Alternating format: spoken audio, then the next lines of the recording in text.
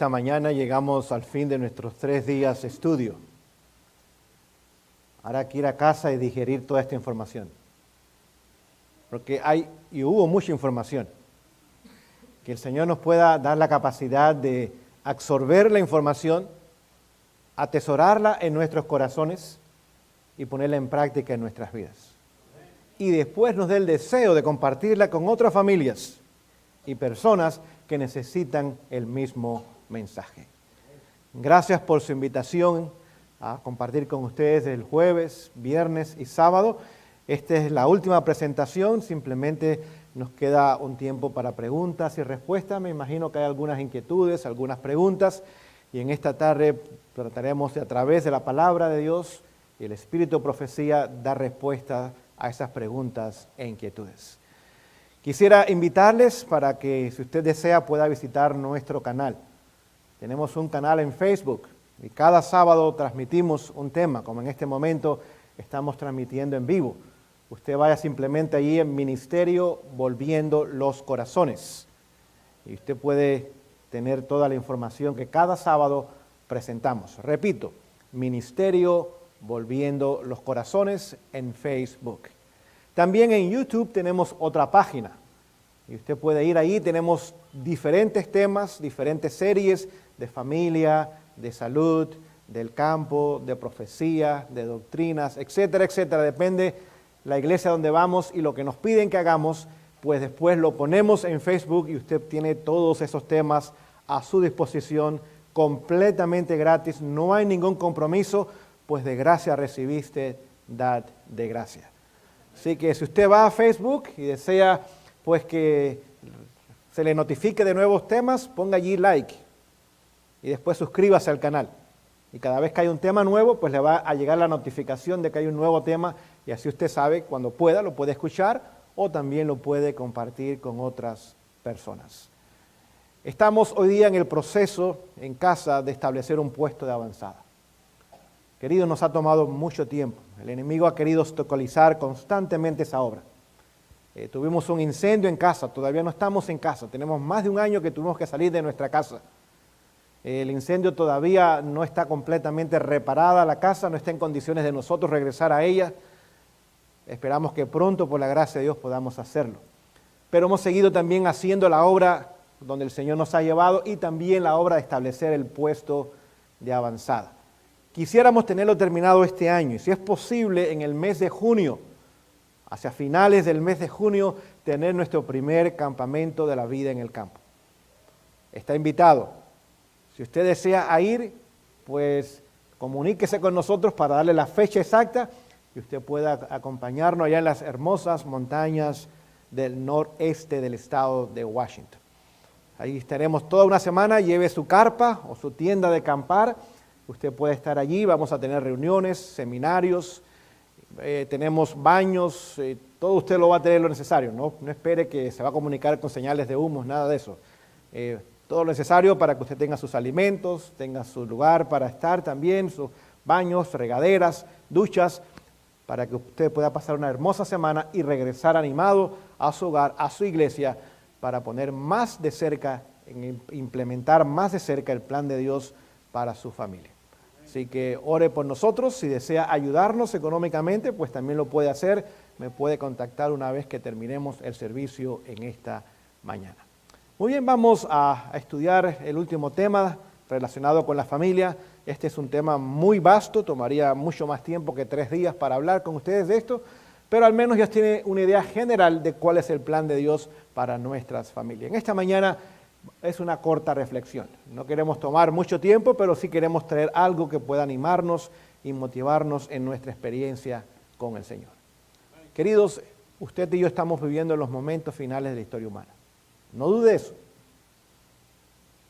Este año va a ser un año tremendo.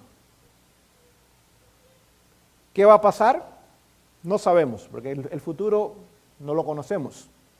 Pero este año veremos evidencias, señales que nos indican sin menor duda que usted y yo estamos a un paso de la eternidad. No olviden eso, por favor. Cada 7 años el mundo es convulsionado y este año es uno de ellos.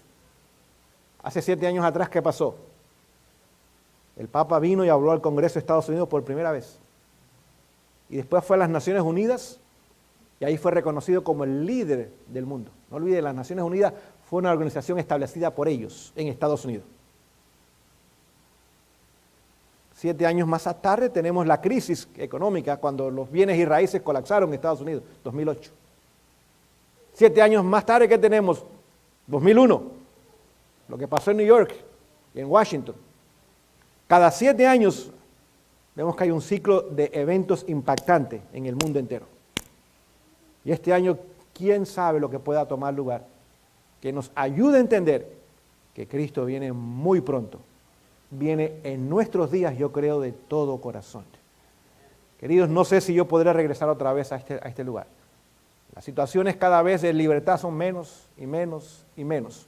Más restricciones, más órdenes, más mandatos, más leyes.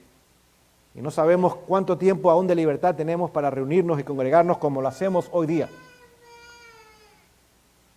Esos días están contados. Esos días están contados, como mencionaba hace un momento atrás. Y pronto estos lugares van a ser cerrados otra vez. Pronto tendremos que reunirnos en casa, como hizo la iglesia primitiva. ¿Recuerdan ustedes? Si usted el libro de Hechos, no había iglesias, eran casas. A veces Pablo y sus ayudantes iban a las sinagogas, pero eran de los judíos, no eran de los cristianos. Pero no eran iglesias. No era permitido que los cristianos se reuniesen como hacemos nosotros hoy día.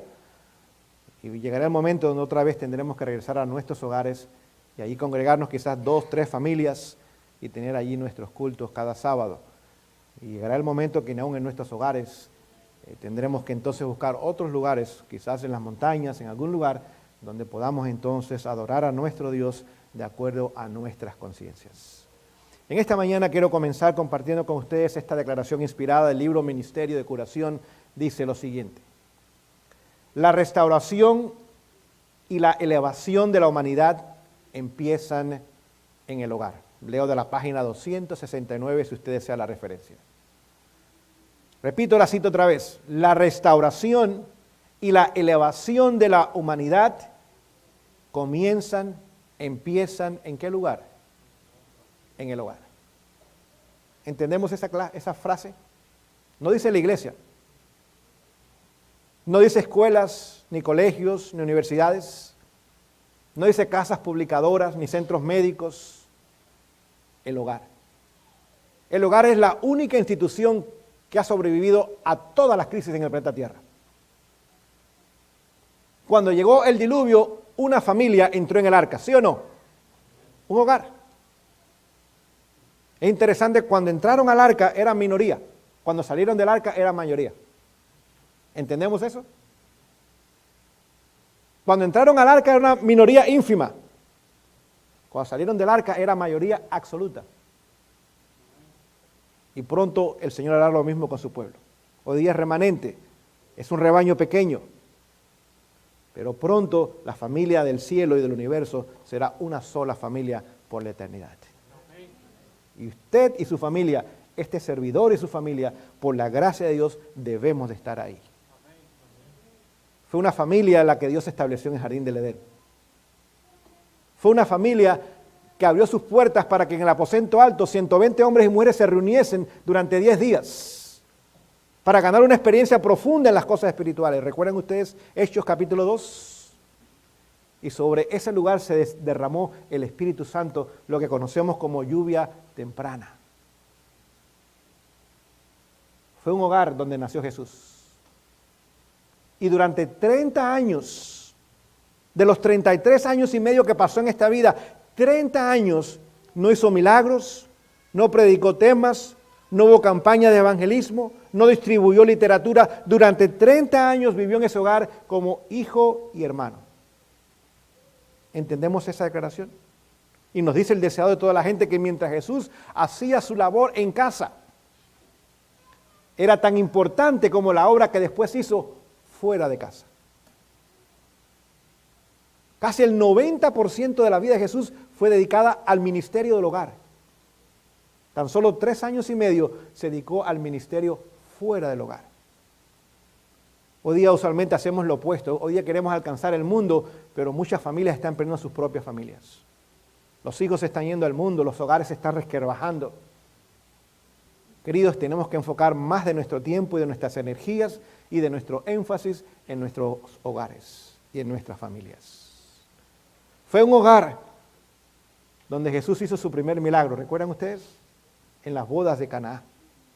Y cuando lleguemos al cielo, lo primero que van a ver son las bodas del Cordero. Otra vez, un hogar se va a establecer en el cielo. Pero ¿esa institución es importante? Queridos, es la más importante de las instituciones que el Señor ha establecido. Hoy día el enemigo quiere destruir el hogar.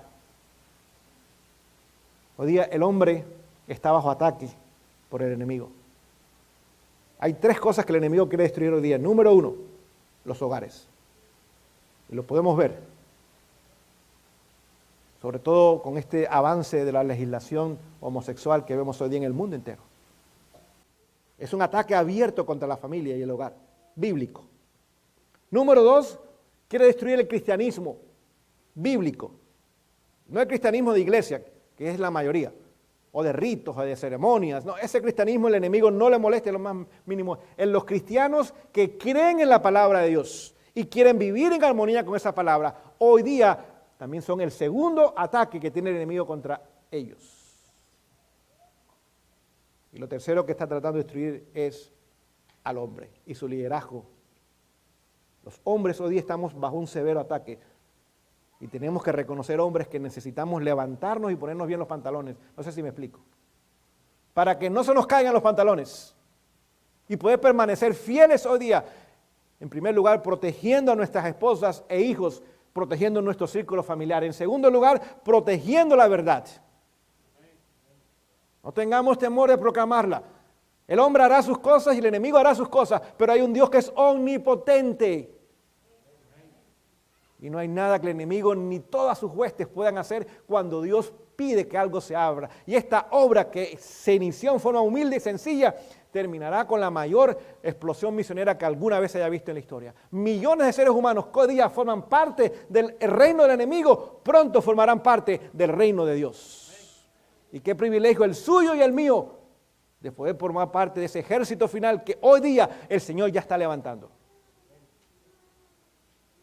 Esposas, si usted tiene a su lado un hombre cristiano, quizás no es perfecto todavía, pero está en la lucha, está en la batalla de la vida cristiana, apoye a ese hombre. Échele el hombro, dele la mano, hágale ver que usted aprecia su presencia en casa. Y aun si se equivoca, y aun si se cae, y aun si quizás a veces tiene sus reveses, no lo ponga a un lado. Al contrario, diga, esposo, estoy aquí para amarte. Y ayudar a ese hombre a levantarse y tomar su liderazgo espiritual en el hogar. Y en el mundo también. Hijos, si ustedes tienen padres cristianos, un padre y una madre cristiana, que están en la lucha también, en la buena batalla de la fe, dice el apóstol Pablo. Únase a sus padres, no sea motivo de sufrimiento y dolor y angustia al corazón de sus padres. Únase a sus padres en esta mañana. Dígale, papi y mami, estamos aquí para ayudarles, para apoyarles. Muchos padres y madres, lamentablemente, sus corazones están quebrantados frente a la condición espiritual de sus hijos. Queridos, no tiremos la toalla. Todavía hay un sumo sacerdote que intercede en el lugar santísimo.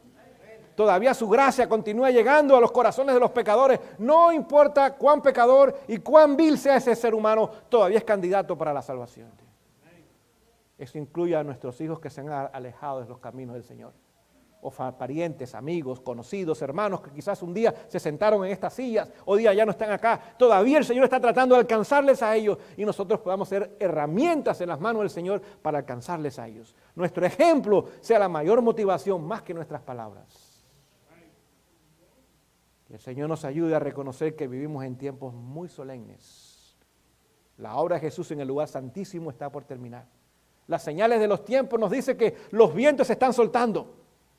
Apocalipsis capítulo 7 habla de ese tiempo del sellamiento donde los vientos se sueltan y después son sellados los que serán sellados. Por lo tanto, si el sellamiento está tomando lugar o Dios está comenzando a elegir a aquellos que ya Él sabe que serán fieles a Él, y los vientos comienzan a soltarse y vemos las tragedias y las calamidades y la crisis que estamos viviendo, nos da a entender que Jesús está por terminar su obra en el lugar santísimo.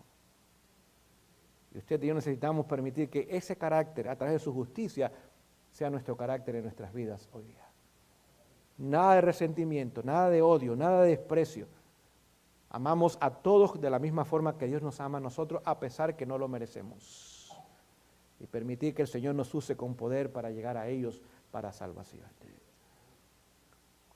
La cita dice que la restauración y el elevamiento de la humanidad comienzan en el hogar.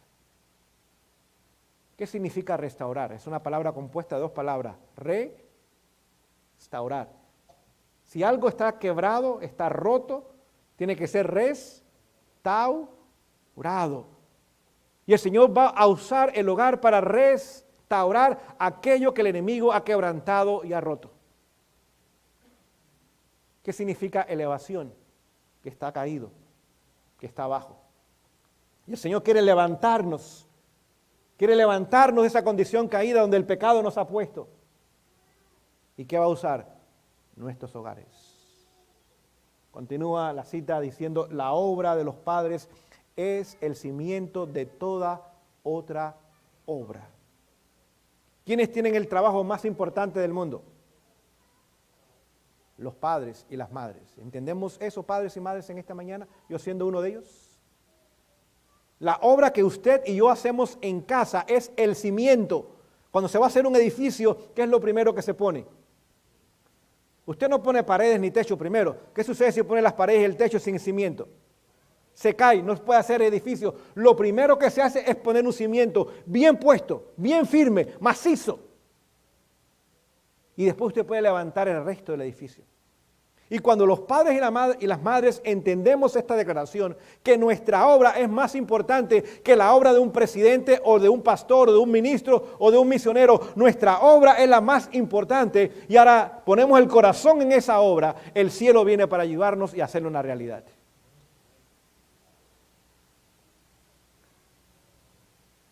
Los padres ponemos el cimiento. Padres y madres, en esta mañana estamos poniendo ese cimiento sólido en Jesús, donde el enemigo no puede destruir lo que Dios hace, porque la palabra nos dice que lo que Dios hace permanece para siempre. Si quizás nuestros hijos están alejados o están jugando con su salvación, es tiempo de orar. Aún ayunar si es necesario, pero también es tiempo de obrar. No permitamos que porque los amamos a ellos, permitamos el mal en nuestros hogares. Llegó el momento donde Dios tuvo que sacar a Satanás y sus demonios del cielo. Aquí no hay lugar más para ustedes, fuera. No estoy diciendo que es lo que tenemos que hacer, pero para darles ideas a ustedes que llega el momento donde el mal es tan serio que no podemos permitirlo más en nuestros hogares. Ese es amor, no es venganza, es amor. Es lo único que quizás pueda ayudar a recapacitar a esos jóvenes. Cuando vean que nosotros estamos más comprometidos con Dios que con ellos. Que queremos agradar más a Dios que lo que queremos agradarlos a ellos. No olvide, el problema de Elí fue que permitió que sus hijos continuaran en pecado todavía en el oficio de sacerdote. El Señor no lo tuvo por mal porque estos hijos se alejaron del Señor, sino porque los mantuvo todavía activos en la obra de Dios cuando debían estar fuera. Y muchas veces, con las mejores intenciones, consentimos a nuestros hijos. Y tenemos que ayudarle a entender que nuestro primer amor es Jesús. No son ellos, es Jesús. Es más, cuando vino el profeta y reprendió a Elí, ¿qué le dijo? Porque tú has honrado más a tus hijos que a Dios, vas a perder a tus dos hijos y tú vas a ser el último de sumo sacerdote en tu familia. Eso es serio. Vino un profeta, no sabemos su nombre. Sabemos que después Samuel también tuvo visión de Dios y le dio mensaje a Elí, pero Elí nunca recapacitó. Temía tanto la reacción negativa de sus hijos, se nos dice, que prefería mantenerlos en esa posición sabiendo que no debían estar ahí, que removerlos de la condición o de la posición que ellos tenían. Y padres, tenemos que aprender de esto. Amarlos, sí. Incondicionalmente, por supuesto. Pero no podemos permitir que nuestros hogares bajo nuestro propio techo tomen lugar actividades y cosas que deshonran a Dios abiertamente y permitir que el mal continúe creciendo en nuestro hogar. Eso no honra al Señor. Continúa diciendo la cita, la sociedad se compone de familias y será lo que hagan las cabezas de la familia. Es decir, las familias componen la sociedad, la nación, la iglesia, todo está compuesto de familias. Y el líder, padre o esposo, usted y yo somos llamados a tomar nuestro liderazgo en casa. Dice, del corazón mana la vida. El hogar es el corazón de la sociedad, de la iglesia y de la nación. Pregunto yo, ¿el corazón es un órgano importante? ¿Cuántos pueden vivir sin corazón? ¿Sin dedos? ¿Sin mano? ¿Sin pie? ¿Sin oreja? ¿Sin nariz? Se puede vivir sin muchos órganos, pero hay órganos que son vitales. Y el corazón es uno de esos órganos vitales que todo ser humano tiene que tener para vivir. Y el corazón es la familia, por lo tanto la familia es vital en la iglesia, en la nación y en la sociedad. La pregunta es, ¿cómo está ese corazón hoy día? ¿Está latiendo bien? ¿O apenas está haciendo su trabajo? Dice, el bienestar de la sociedad, el buen éxito de la iglesia y la prosperidad de la nación dependen de las influencias del hogar. Repito, el bienestar de la sociedad. ¿Cómo está nuestra sociedad hoy día? ¿Hay bienestar o está en decadencia? ¿Cómo están los hogares entonces? ¿Cómo está ese corazón? ¿No está latiendo bien? Dice también el éxito de la iglesia. ¿Cómo están las iglesias hoy día? En crisis, porque los hogares están en crisis. La iglesia es simplemente un reflejo de la condición de sus hogares. ¿Me explico en esta mañana? Hogares en crisis, iglesias en crisis. Hogares divididos, iglesias divididas. Hogares en problemas, iglesias en problemas. Lo mismo la sociedad. Y termina diciendo la cita, y la prosperidad de la nación. La prosperidad no es económica, no es lo que pensamos nosotros, dinero, dinero, dinero. La prosperidad de la nación depende de la condición de sus hogares. Y por eso el país está decayendo. Porque los corazones, en muchos casos, han dejado de latir. Queridos, en esta mañana el Señor nos anima y nos motiva para que usted y yo podamos regresar a casa motivados a hacer de nuestros hogares la primera iglesia. La primera iglesia. Pregunto yo, ¿en la iglesia se hacen cantos? ¿Hay lectura bíblica? ¿Hay exposición de la palabra? Pues lo mismo debe haber, ¿dónde? En nuestros hogares. En la mañana y en la tarde. Tomar tiempo para las cosas del Señor y ayudar a estos pequeños, aún en los brazos de la madre o del padre, ahí el niño comienza a entender y a comprender las cosas del Señor. ¿Saben por qué muchos niños no se comportan bien en la iglesia? Porque no hay culto en los hogares, por lo tanto no se les enseña a tener tiempo para Dios. Y una vez por semana queremos que estén como soldaditos en la iglesia, eso no trabaja así. Si a esos niños se les enseña que hay tiempo para las cosas del Señor, donde se espera reverencia de ellos, durante la semana es normal que el sábado vengan y sean reverentes también aquí, pero si no pasa nada durante la semana, el sábado es imposible tenerlos tranquilos. Tenemos que tomar ese tiempo para inculcar en ellos estos principios. Leo del mismo libro, El Hogar Cristiano, dice lo siguiente, nuestra obra por Cristo, noten, no por la iglesia, por Cristo, no por la obra, por Cristo, comienza con la familia en el hogar. Dice, no hay campo misionero más importante que este. ¿Cuál es el campo misionero más importante? Su hogar y mi hogar. Y nuestra obra por Cristo, ¿dónde comienza? Allí en el hogar. Eso no lo entendemos muchas veces. Usualmente se nos hace pensar que la obra por Cristo es dar evangelismo y estudios bíblicos y ganar gente. Esa obra también es obra por Cristo, pero esa obra es la secundaria, no es la primaria. La primaria comienza con nuestros hogares en casa. Es la primera obra que debemos nosotros realizar. Dice la cita, la familia en cuyo seno, Hogar Cristiano, página 318, en cuyo seno no se adora a Dios es como un barco en medio del mar, sin piloto ni timón.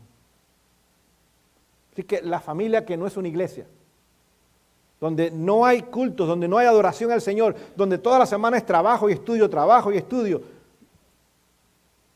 es como un barco en alta mar que no tiene un piloto ni tiene un timón. ¿Qué va a pasar con ese barco, piensan ustedes?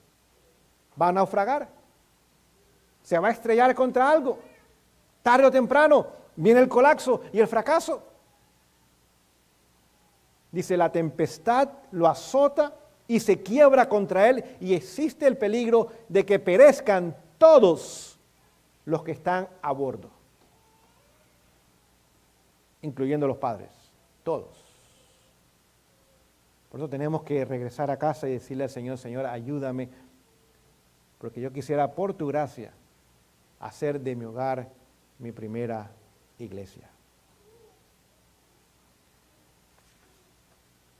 Continúa la cita diciendo en la página 177, la mejor manera de enseñar a los hijos a respetar a su padre y a su madre consiste en darles la oportunidad de ver al padre rendirles atenciones bondadosas a la madre.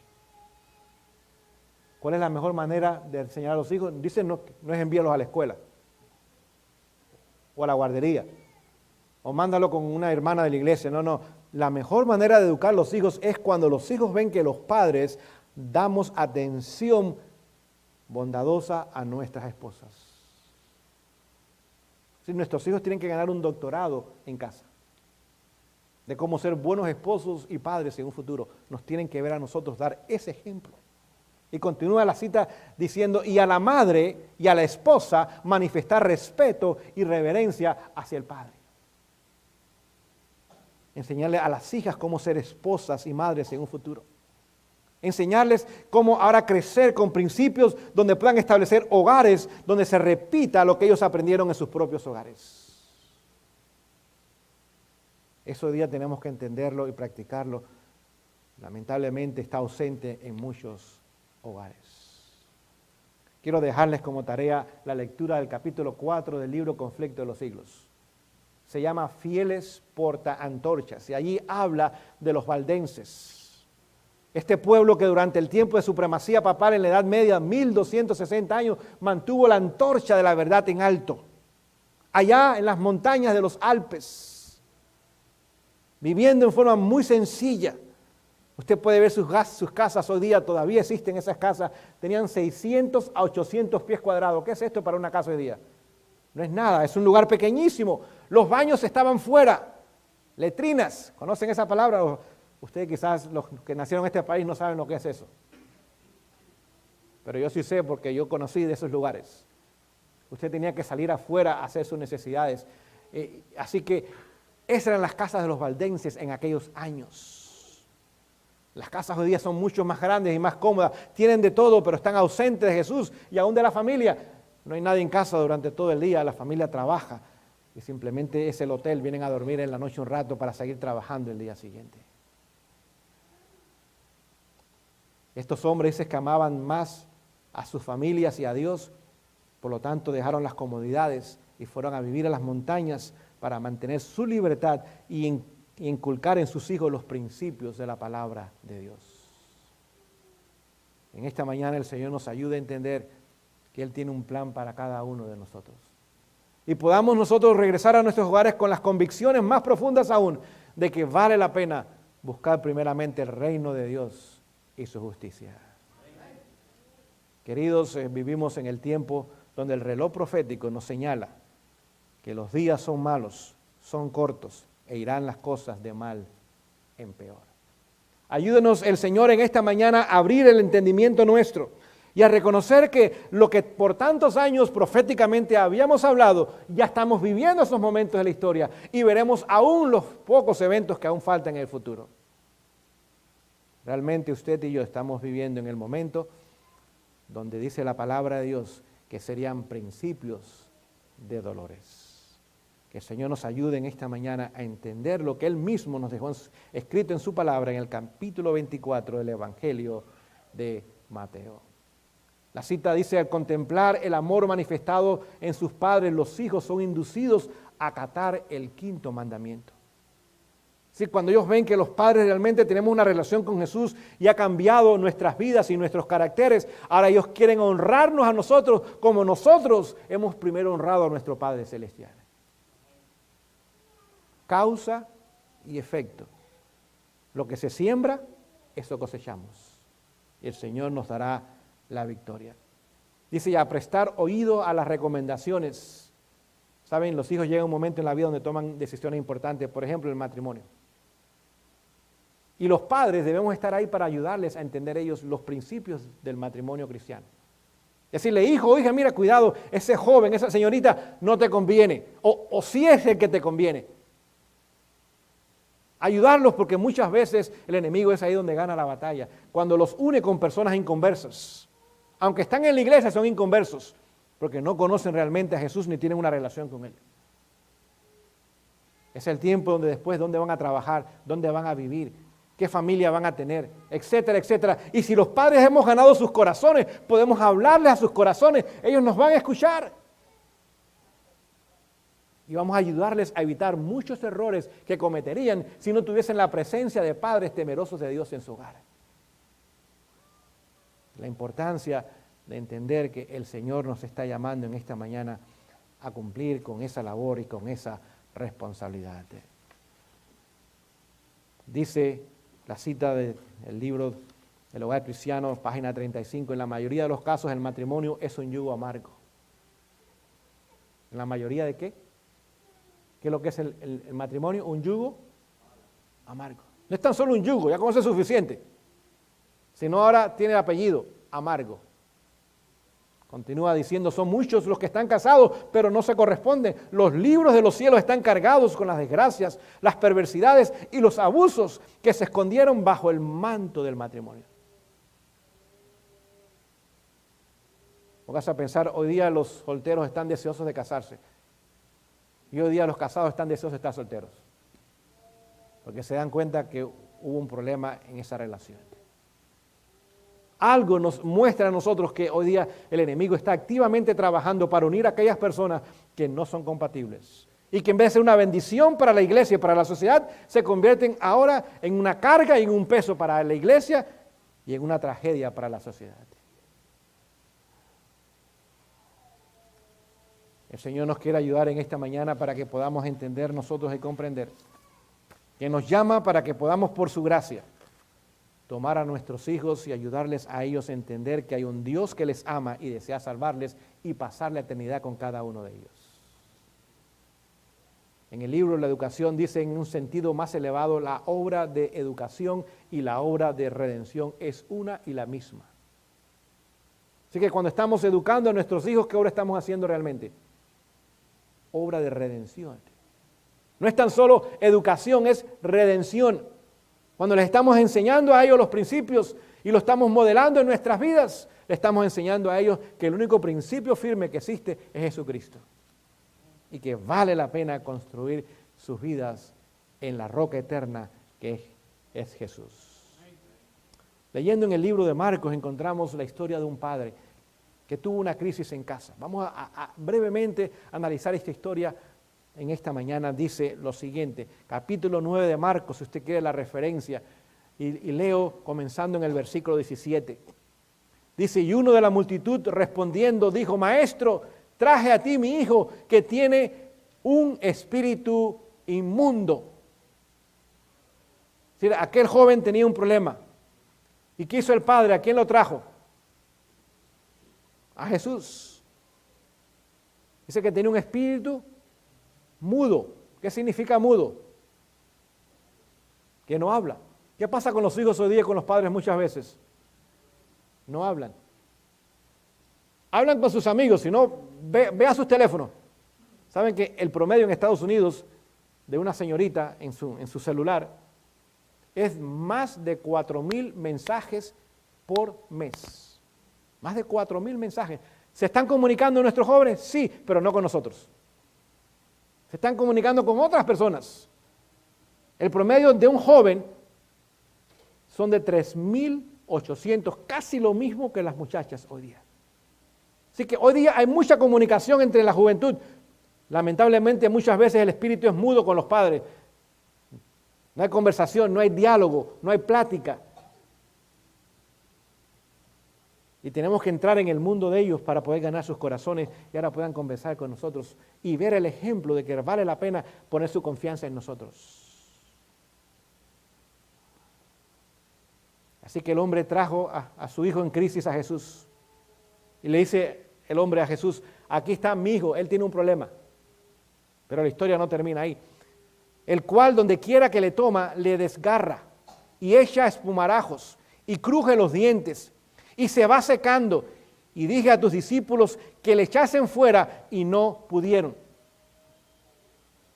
Pregunto yo, ¿el joven estaba en crisis? Óigame, grande. El enemigo lo tiraba al piso, espuma por la boca. Estaba en una gran crisis y ahora este padre lo trajo a los discípulos, lo llevó a la iglesia y nadie pudo hacer nada por el joven.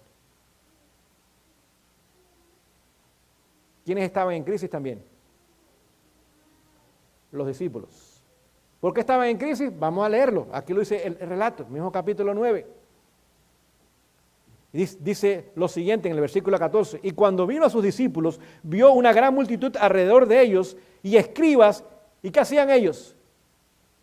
Disputaban, discutían con ellos. ¿Qué estaba pasando con los discípulos? Problemas, dificultades, disputas, divisiones. No había poder en ellos para ayudar a un hijo, a un hombre con un hijo en crisis. Lo trajeron a la iglesia y la iglesia simplemente no pudo hacer nada. Dice, no hay nada que podamos hacer, pero gracias a Dios que hay Jesús. Y por fin este hombre trajo a su hijo a Jesús. Vamos a continuar la historia, podamos entender el versículo 19. Y respondiendo él, le dijo, oh generación incrédula, ¿hasta cuándo he de estar con vosotros? ¿Hasta cuándo os tengo que soportar? Traédmelo. Así que ahora Jesús reprende a esos hombres que debían haber sido luz, esos hombres que debían haber sido la respuesta para este padre con un hijo en crisis. O sea, ¿cuánto más tiempo? Ustedes conocen el mensaje, ustedes han estado conmigo 3 años.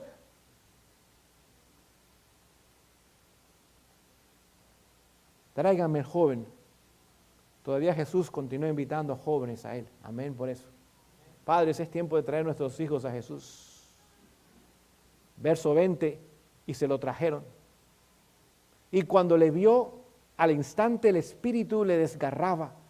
Y cayendo en tierra, se revolcaba echando espumarajos. Ahora esa crisis pasa delante de los mismos ojos de Jesús. Escuchen. Y Jesús preguntó a su padre.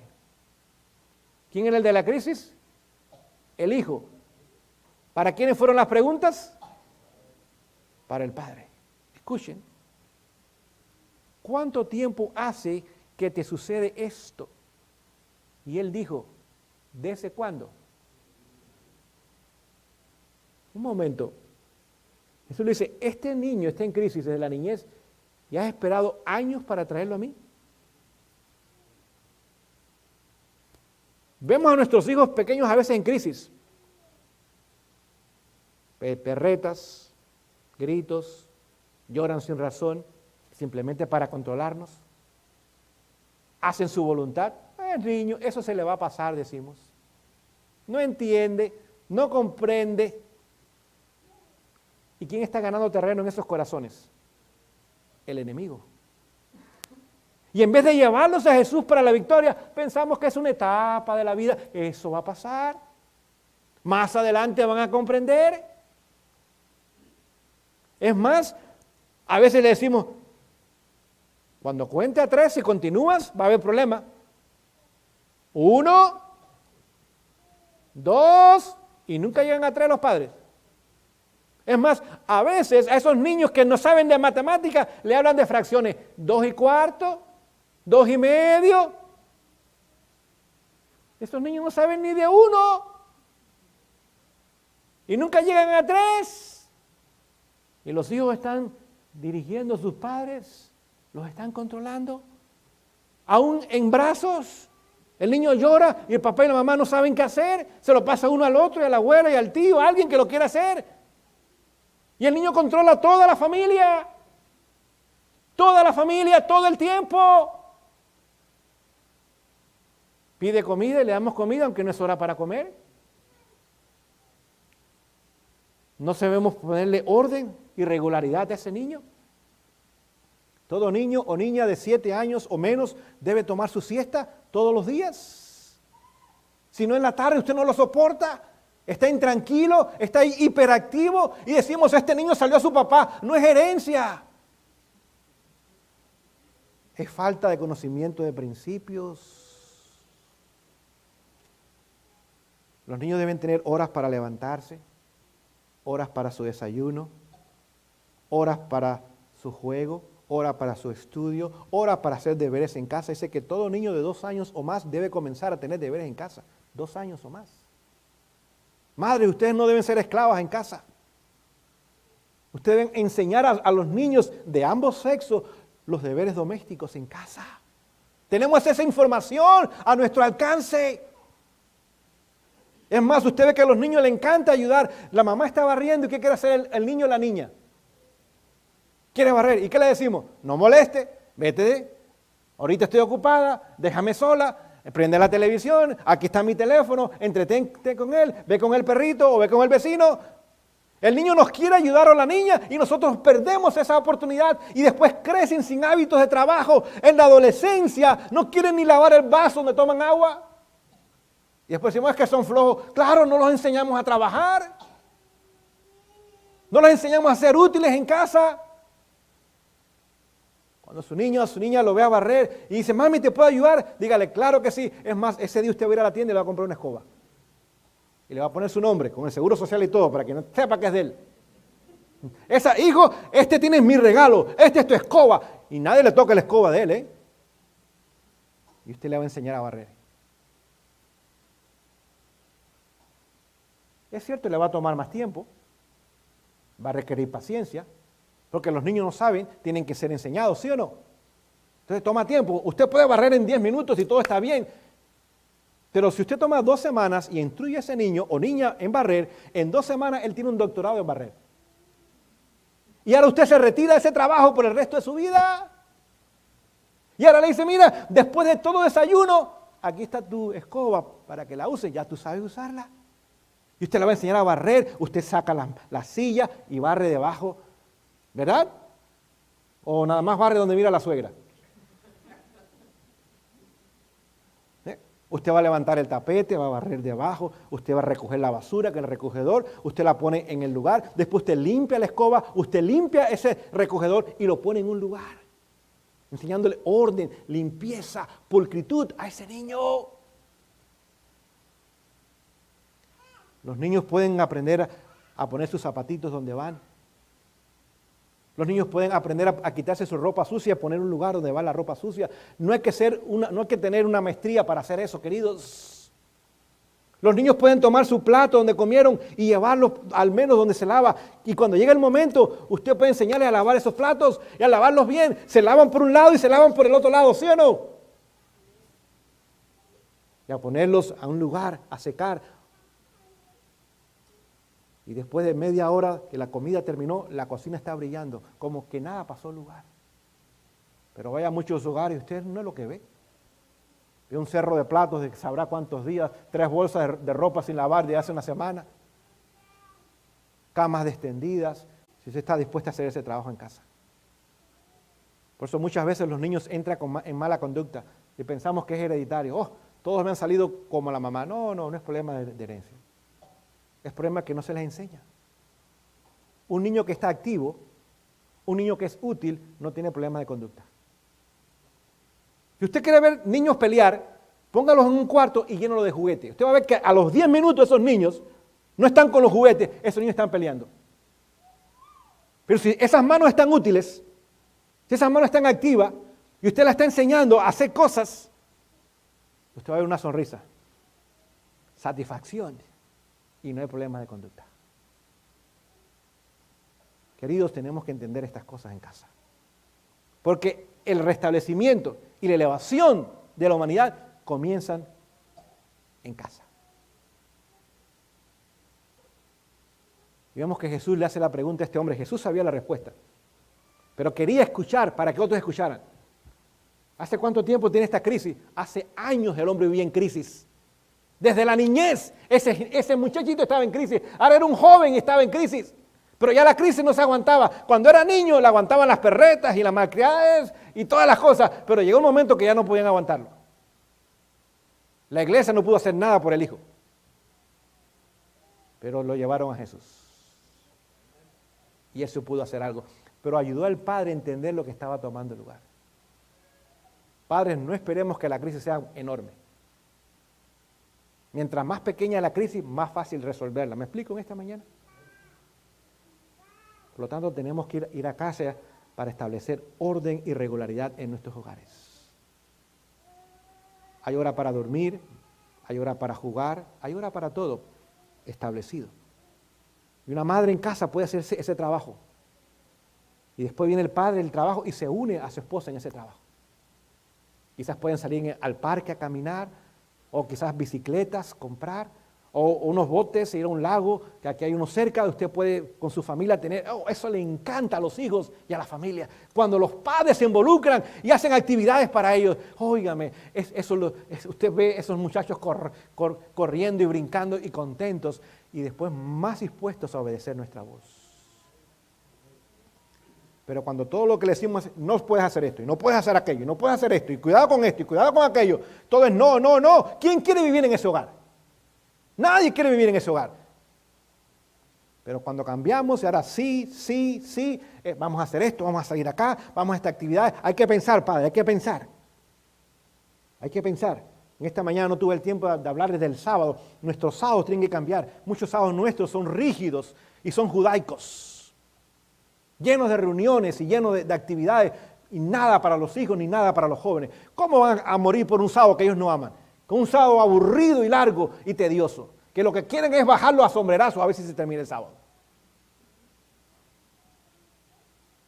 Tenemos que hacer el día más feliz de la semana el sábado. La mejor comida, casa limpia, ordenada, actividades con ellos en la tarde. Quizás podemos salir a la naturaleza, o podemos visitar a los ancianos en un asilo de ancianos, o quizás podemos alimentar a los que están desamparados en las calles, hacer actividades donde el Señor está presente, donde ellos están útiles, donde están sirviendo y dando de ellos a otro. Dice el dicho que el que no sirve, no sirve. No sé si me explico en esta mañana. Estamos aquí para servir, no para ser servidos, queridos. Aquel que no sabe dar, no sabe recibir. Por eso la gente tiene y no sabe administrar. Y lo que tiene no sabe administrarlo y lo pierde. Porque tan solo quiere, ¿qué? Recibir, recibir y recibir. Vamos a ver qué más toma lugar en este diálogo con este hombre.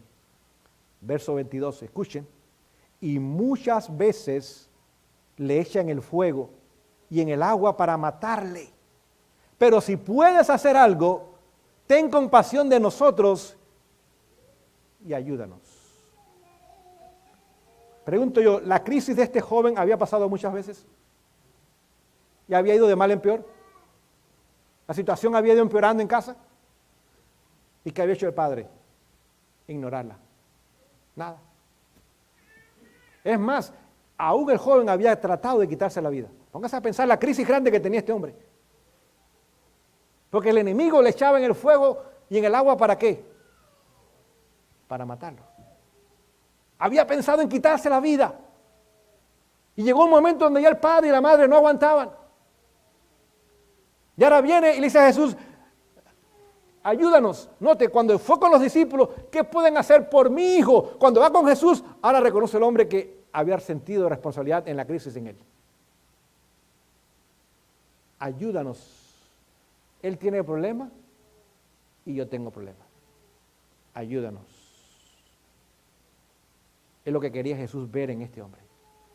Este hombre comenzó a prenderse el foco.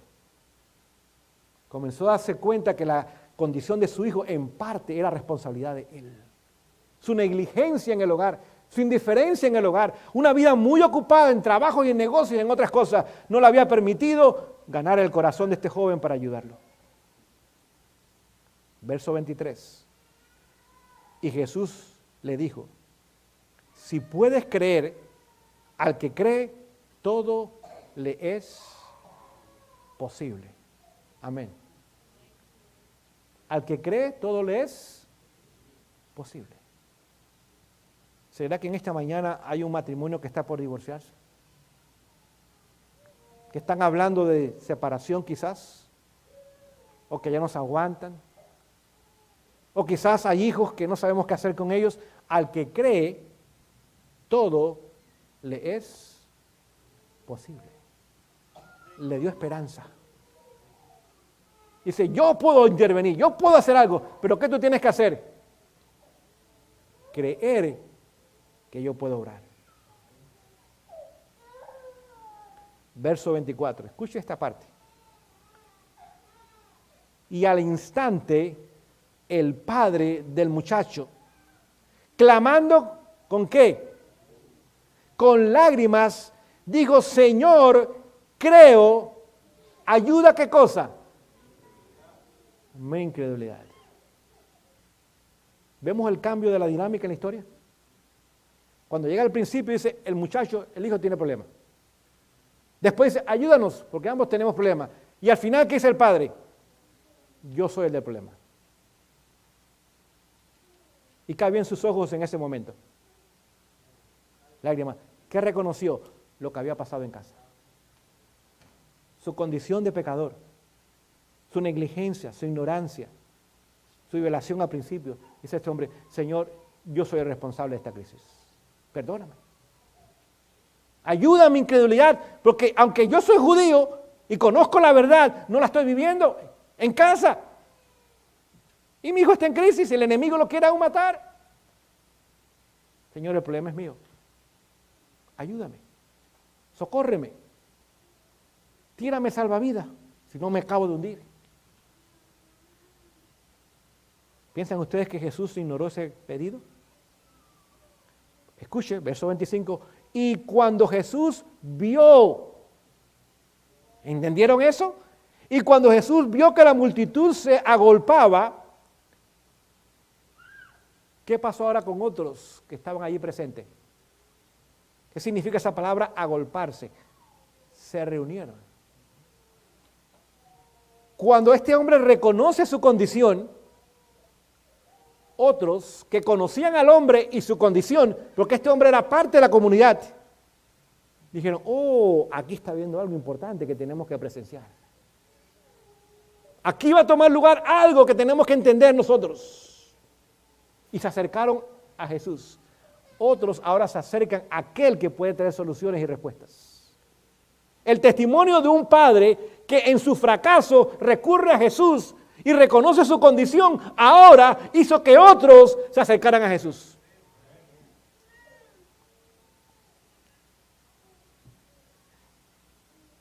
Diciendo el espíritu mudo y sordo. A veces pensamos que los hijos son sordos. Les hablamos y nada, como que le entra por aquí y le sale por aquí. Eso pasa hoy día también. Yo te mando, sal de él y no entres más en él.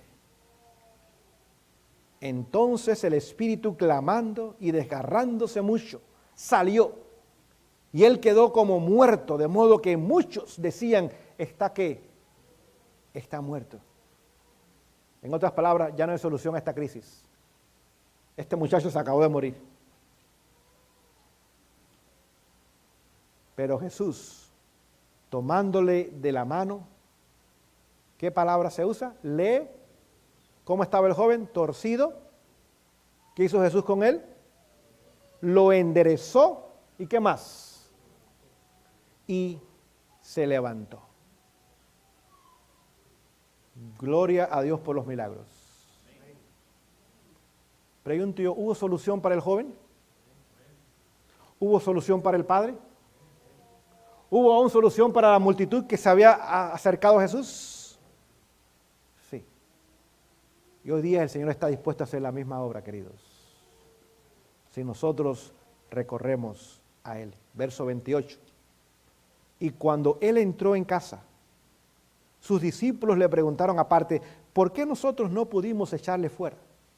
Así que sus discípulos, la iglesia reconoció que había fracasado.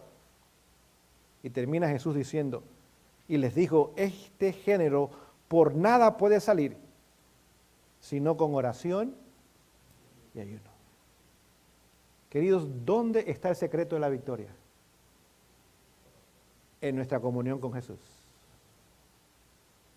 No tire la toalla, no se rinda, no corra, no se esconda de sus problemas, no los ignore. Es tiempo de ir a Jesús. Y reconocer nuestras fallas, reconocer nuestros fracasos, nuestras caídas. Sí, Señor, ayuda mi incredulidad. Y ahora habrá respuesta para toda la familia y aún para otros también. Que el Señor nos bendiga en el día de hoy, queridos.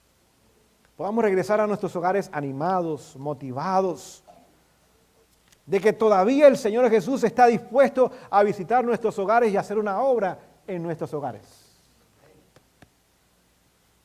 No importa el tamaño del fracaso, mayor es la gracia del Señor. No importa la condición en la cual nos encontremos, el Señor no nos contempla como somos, sino como podemos llegar a ser a través de su gracia. No digan esta mañana, pastor, es muy tarde en mi vida. Ya pasé por un divorcio, o quizás más de un divorcio. Ya mis hijos están crecidos y fuera de hogar, y es un fracaso lo que está pasando con sus vidas. Queridos, todo eso puede ser cierto, pero todavía el Señor está dispuesto a intervenir a nuestro favor. Si vamos a casa y reconocemos nuestros problemas y dificultades, quizás tenemos un concilio familiar, decimos, vamos a reunirnos en casa. Reconocer, mira, hemos fracasado en esto, hemos caído en esto, no hemos hecho esto, o hemos hecho demasiado esto, hemos sido muy estrictos, muy duros, muy severos, no ha habido suficiente amor y misericordia. Hable con su familia, reconozca su condición, o yo también como líder de mi hogar, invitemos que el Señor pueda venir para hacer la obra en nosotros. Y la obra será hecha. Y usted y yo tendremos un hogar de éxito en preparación para la eternidad. Señor nos bendiga en esta ocasión. Antes de concluir con la oración de esta tarde, quisiera lanzarles un último llamado. Este llamado está basado en una historia muy conocida. Ustedes conocen la historia de Jacob. Este hombre regresaba a su casa ya a los 95 años de edad. 4 esposas, póngase a pensar. Con una es suficiente, 4. Hijos con todas las esposas. 12 hijos más una hija. La esposa que él tan solo amaba era Raquel. Las otras eran las madres de sus hijos, pero no era su esposa. Tan solo Raquel. Y esa esposa que él amaba, aunque iba a la iglesia, era pagana porque adoraba a dioses, ídolos. Es más, los había robado de su padre y le había mentido a su padre. Bonito hogar cristiano. El hijo mayor había tenido relaciones sexuales con una de las esposas de su padre, con Bila.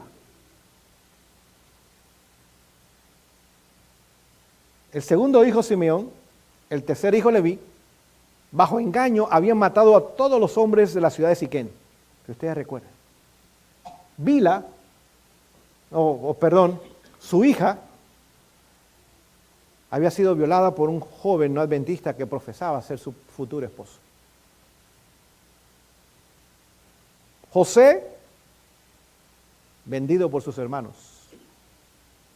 Sí, el hogar estaba en crisis, pero parecía un hogar cristiano, porque Jacob era un patriarca. Y ahora este hombre regresa a su casa y escucha que su hermano viene con el objetivo de matarle y quitarle todo lo que tenía, incluyendo a la familia. Y a los 95 años, por fin este hombre tiene un encuentro con Jesús. Aquella noche no tuvo valor nada en su vida, ni su ganado, ni su familia, nada. Aquel hombre se retira y allí, en aflicción, en angustia de alma, tiene un encuentro con Jesús. Es más, Jesús abandona el trono del universo para ayudar a una familia en crisis. Queridos, su hogar y mi hogar no están en crisis tan grande como la de Jacob. Y el Señor está dispuesto a ayudarnos. Si clamamos a Él, si le buscamos de corazón, el cielo entero va a venir a ayudarnos. Y aquella noche aquel hombre fue transformado de Jacob a Israel. De usurpador a príncipe de Dios. Se cambió su nombre. El hombre que ha luchado con Dios y ha derrotado a Dios. Porque la derrota de Dios es cuando el hombre se somete a Él. Es victoria para Dios realmente y para nosotros aún más. Y aquel hombre aquella noche reconoció su indignidad, su fracaso, sus problemas, sus mentiras, porque Jacob era un mentiroso de primera, había engañado a su padre, le había robado a su hermano la primogenitura, etcétera, etcétera. Pero aquella noche aquel hombre dice, Señor, ya no puedo más, necesito de ti, ayúdame. Y si usted y yo hacemos lo mismo, cada mañana vamos al trono de la gracia, Señor, ayúdame hoy. El pasado ha sido diferente, el pasado no ha sido de bien, ayúdame a rescatar el tiempo perdido, ayúdame en esto, el cielo entero vendrá en nuestra ayuda. Es más, Jacob dijo, Señor, hasta que tú no me bendigas, yo no te voy a soltar. Jesús tuvo que tocarlo en el muslo para que el hombre se debilitase y ahora soltarse y regresar a los cielos. ¿Saben que Jacob quedó cojo ese día en adelante? La señal de ese encuentro con Jesús. Pero esa cojera no fue una debilidad, fue una victoria.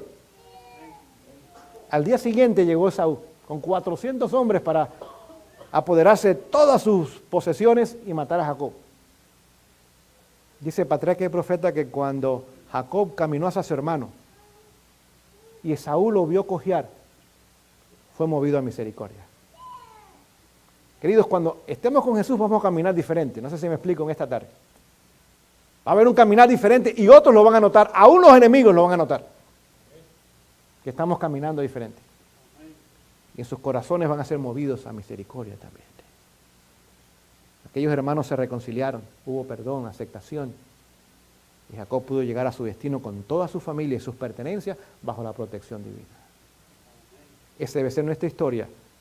Pronto llegar a nuestro destino final con toda nuestra familia por la gracia del Señor. Si ese es su deseo en esta tarde, mientras yo oro, usted dedique su vida al Señor. Haga lo que hizo Jacob mientras este servidor tiene la oración final. Y vamos a ver que otra vez el Señor mostrará su misericordia a favor de nosotros y de nuestras familias. Vamos a doblar nuestras rodillas si es posible y acompáñeme en esta oración final.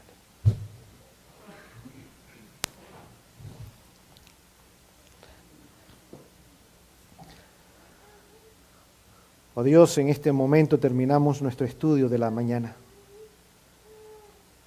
Pedimos que este estudio no simplemente haya cautivado nuestra imaginación, no haya llegado a nuestra mente, ayúdalo a que baje a nuestros corazones. Es allí donde tomamos decisiones. Es allí donde sentimos, Señor, el toque del Señor en nuestras vidas. Es allí donde podemos decidir que vale la pena seguir y servir a Jesús. En esta mañana hay un grupo de hombres y mujeres delante de ti. Estamos aquí de rodillas en señal de reverencia, también en señal de dependencia divina, que sin ti no hay nada que podamos hacer. Socórrenos, Señora. Todos necesitamos de ti, cada momento del día. Todos tenemos un bagaje pesado en el pasado. Todos venimos de problemas y dificultades y aún de fracasos y caídas. En esta mañana no hay nadie que pueda levantar su rostro porque todos estamos, Señor, en condición de crisis y de bancarrota espiritual. Líbranos de esa condición, rescátanos, levántanos, restáuranos. Ven a nuestros hogares y jamás salgas de ellos, Señor. Te entregamos el liderazgo de nuestros hogares en este momento. La llave de nuestras casas las ponemos en tus manos. No eres un huésped, eres el miembro principal de nuestra familia de este momento en adelante. Señor, rogamos por cada familia que en este momento clama a ti. Que estas familias puedan sentir y ver la obra de Dios en sus vidas, comenzando con mi propia familia, Señor. ¿Cuánto necesitamos de ti? Rescátanos, sálvanos, oh Dios, y ayuda para que esta congregación sea un faro de luz en esta comunidad.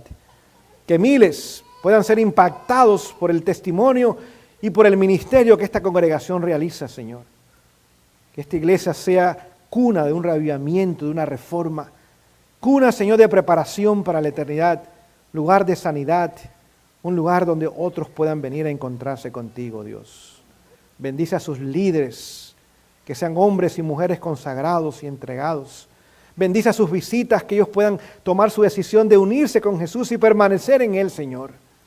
Bendice a los niños, a los jóvenes, a los adultos, a los ancianos de esta congregación.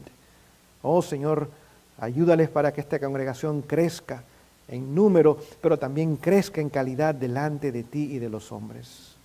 Bendice los alimentos que has dado, han sido preparados, y bendice aquellas manos que lo hacen y lo comparten y que lo ganaron, Señor, que nunca carezcan de ellos también.